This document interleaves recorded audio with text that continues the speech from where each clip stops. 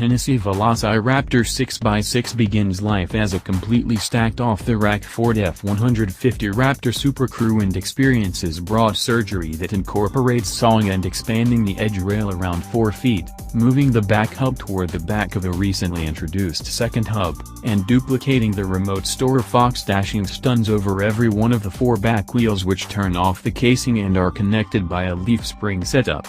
The back differential can in any case be bolted by means of a dashboard catch, yet now goes through an additional gear set that has been sourced from an outsider provider Hennessey leaned towards also by name. Huskier tires include 1.5 creeps of tallness, and alongside a lifted suspension the general height pickup measures 8 inches. The VelociRaptor's extended extents add around 1,000 pounds to the contributor auto's 5,697 pounds control weight.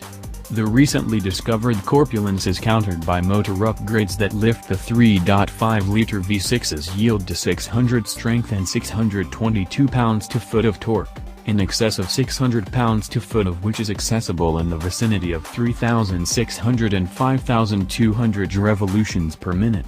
Changes to process incorporate reconsidered consumption, deplete, intercooler, and blow-off valve segments, including 150 strength. For those keeping track of who's winning at home, inner testing at Hennessey's Texas office recorded a 0 to 60 miles per hour time of 4.8 seconds, not awful for an about 7,000-pound machine. For what it's worth, Hennessey says the motor's internals weren't changed and that it was conceivable to persuade more power out of the 3.5-liter motor. However, the present mods are sufficiently agreeable to warrant the 3-year guarantee. Additionally untouched is the 10-speed programmed transmission, which has dealt with up to 700 pull-in already altered Raptors.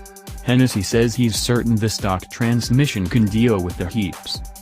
The VelociRaptor feels huge irrefutably, in your confront, no real way to overlook it ginormous. Hennessey would not like to lift the suspension any further on the grounds that it wouldn't have been anything but difficult to move into, and his point is well taken. Moving on board requires somewhat of a stage up from my 32-inch inseam. However, less that it's clumsy. Aside from the lifted position and a constrained version plaque on the dashboard, the 6x6 resembles some other Raptor from within. In any case, when you maneuver the gearshift lever into drive, it's critical to remember that this current truck's decreased turning sweep and stretched back end make slow speed moving more dubious. Gratefully, Ford's 360-degree camera fills in as it should, as does its switch screen. You'll need to consider the vehicle's 23 or more feet of length when stopping, as sponsorship these 3.5 tons of truck into a parking space makes a somewhat awkward round of Tetris, with a touch of Alice in Wonderland dimensionality.